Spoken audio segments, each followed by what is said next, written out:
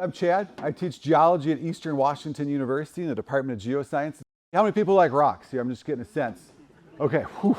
Okay.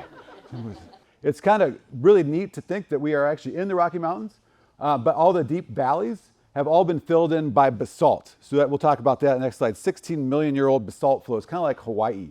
We have these hills. You chop it like a piece of cake. Anybody bake layer cake? I love layer cake because I'm a geologist. As you cut it in half, you can see the cross section there of the different layers. The oldest layer is in the bottom, and the youngest layer is on top. And so these are the Rocky Mountains right there, and they're going to kind of control the groundwater. So I'm going to have a little bit of scary math, but it'll kind of make sense, I think, by the very end of it. It's not really that scary. So we have the bedrock rocks that we're talking about, 1.5 billion year old, 49 million year old, really, really old rocks. And this is a map that shows you up in Colville. Those rocks are really well exposed. They're higher elevation, so the lava flows as they came in and inundated valleys didn't go all the way to the top there. And so we find in Spokane, we've got little hills, like we call them step toes. Those are the tips of the Rocky Mountains, just kind of pointing out with younger basalt all the way around them. So if you want to think about groundwaters being like, sand filling up a tub, this is the bottom of that tub. And it's going to control wherever it's going, it's controlling where that groundwater is going to flow ultimately. The next rock type we have is the basalt on top. That's what we see everywhere. I mean, everybody's seen boring rocks, right? The black, they're not that boring to me. But going to the airport, you see those beautiful columns. That's all the Columbia River basalt. And you can see a map right there where you have Washington in the upper north corner, and then Oregon, and Idaho's off there a little bit. And that whole gray area is where the basalt flows came out. 16.5 million years ago in fractures, just like in Hawaii, where you have the lava pour out, it cools in the top and bottom, and the center part of it just keeps on flowing out. And that's going to influence how groundwater flows based on the textures that you find.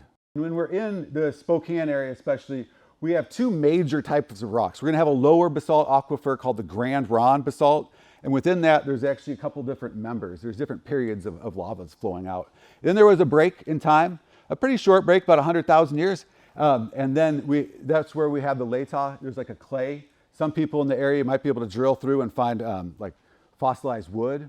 You can go to that Vantage. You go right through that layer right there, and that's Ginkgo National Forest. You can walk around and see petrified wood. And then on top of that layer, you have another another layer of basalt called the Wanapum basalt. I'm just going to refer to it as the upper basalt. In the West Plains, this is the most important probably rock type and aquifer type. Most people will drill at the lowest aquifer, and that's going to be below about 2,200 feet elevation, or about 200 feet deep in most places. The younger basalt is up on top. If you're drilling about 100 feet, 150 feet in fine water, that's going to be the Wanapum basalt in most times. The upper basalt is going to probably be a little bit more, it could be more directly influenced by the surface. So if you have PFAS testing twice a month and it's just running off, that upper aquifer is going to be influenced more. And then it's going to take something else. That's kind of what we're talking about today mostly, is how we can get that groundwater from the upper aquifer into that lower aquifer. So the Columbia Basin is the whole thing of itself. If you go anywhere else, everybody's going to say the groundwater is going to flow towards the center of the basin, and it usually does. In Spokane County, it's going to be a little bit different. And we talk about those basement rocks, the hills that we have right here. That's what controls the water to go from about Medical Lake area, Four Lakes area, to all flow north, kind of northeast towards the Spokane River. So we have a very isolated sort of groundwater, sort of a watershed, if you want to think about that, that all sort of flows to the north. But the whole Columbia Basin itself can have up to miles of the lava flows. And then our final rock type that we have, and this is actually an aquifer as well, is the sand and gravel that was deposited by the Missoula floods. So the Missoula floods, about 16,000 years ago, there were older ones that were hundreds of thousands of years old, but the ones that influenced our area the most probably are about 16,000 years old. And those were caused by glaciers coming down from Canada and damming off the Clark Fork River. And then you could imagine that ice does not make a great dam, right? Because what happens to water, like ice in your cup? It just floats. Yeah, it melts a little bit, floats. And so if you have a huge glacial lake, like a couple thousand feet deep in Missoula, Montana, that water is going to be able to push through or break or lift or whatever you want to say to break that ice dam. And then you have a catastrophic flooding all across eastern Washington into the Columbia River Basin, and then all the way down, taking all of our soil and causing what's the scabland deposit. And that's going to be one of the things that influences groundwater intensely as well in our area, is the Missoula flood scouring out and causing these coulees. So you can see this is a cross section on the right there, where we started off with just a valley. And then as you have these mega floods come through, they scour out and they'll cause these deeper channels. And then at the very end of that, you're going to have sand and gravel deposited on top and mask it all. So we can stand on top of the West Plains and it looks like it's flat, right? It's super plains. But if you were to take all the gravel off, you'd see coulees and all sorts of weird topography in the basalt. And that basalt is going to have its own aquifer properties as well. So we have just pretty simple building blocks for hydrogeology in our area, but you can see that the processes that have happened can be really complicated and make it really complicated to figure out what's happening. And then of course, you know, we started studying it for these reasons. I wrote a paper talking about how great these paleo channels are at transporting water. And then I got my reviews back from the editor, and they weren't that bad, but I'm super glad I did, because that's right when Fairchild sampled. And I mean, that's horrible to say, but we could reiterate this paper to say the groundwater flow out here is not great for storing water.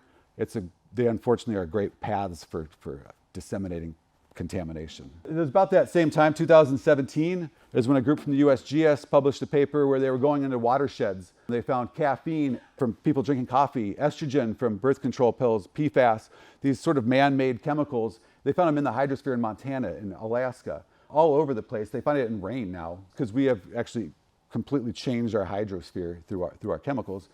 So there's our map right there, and you can kind of see the red outlines right there. These are the old channels. They're river channels. And they've been incised a little bit by the Missoula floods and then filled in with gravel. So you can't see them from the surface. Once you get the sense of it, you can kind of see them, but not really. They're really hard to find. And then we've seen the black lines right there that are kind of curvy or contour lines. That's the equal points of elevation for the base of it. So it kind of shows you the contour of these river valleys. And what's cool is you'll see that there's some of those areas, especially by CC, right in the center. You'll find like a bullseye where it's concentric circles next to each other. That's going to be a low-lying area, what we call a closed depression. And it's probably where a Missoula flood came over and had a little waterfall and it excavated this low-lying area.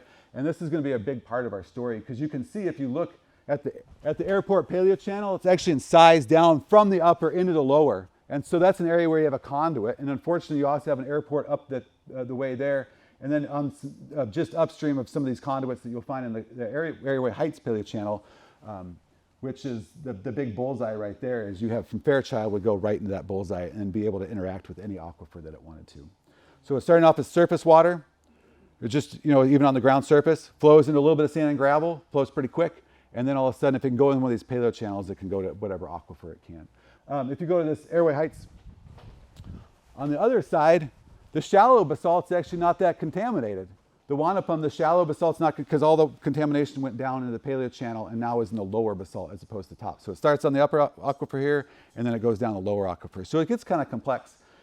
This is that cross section, that layer cake right there, showing you upper basalt. The yellow layer there is the Lata, that sedimentary unit. And then below that is the Grand Ron. And you'll see that a lot of the aquifer, or a lot of the wells drilled in that area, the blue is where they reported finding water.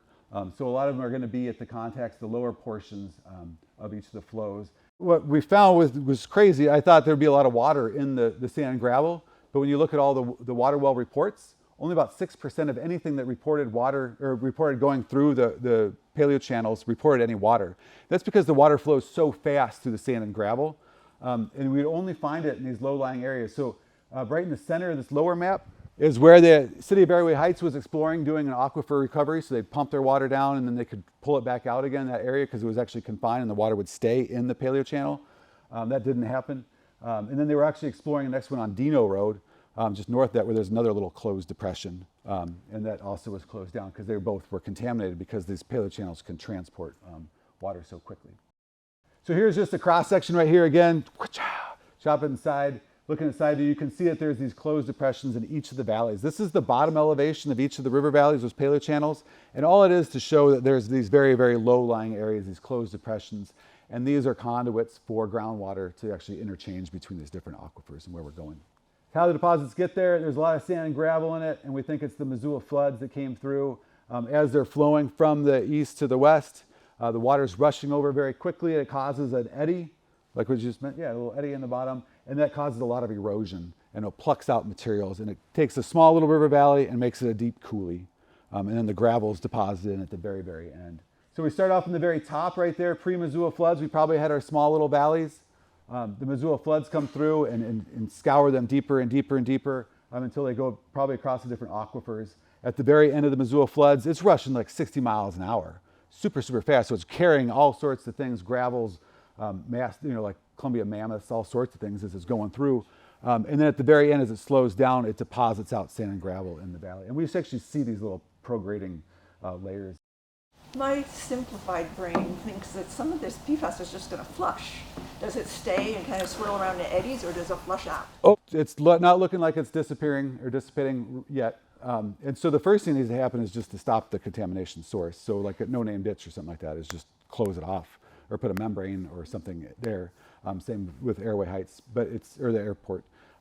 But they're still investigating, so it's still coming through. It's also very persistent. It doesn't break down very much. I said that they will break from long chains to short chains and something like that. But the PFAS still will stick around. Hydrophobic as well, so once it is out of the water and it's not dissolved in there, it'll kind of stay away from the water and stay in the soil, and just parts of it will be reactivated. So where does the water go? That's what we're trying to find. Again, and I've sort of belabored this a bit, but it's, most of that contamination is going to be in the shallow groundwater, the surface, near the surface. And then where it goes after that, we have a decent idea, but modeling will give us a sort of defensible way to say where that groundwater is going. That's what we're really going for.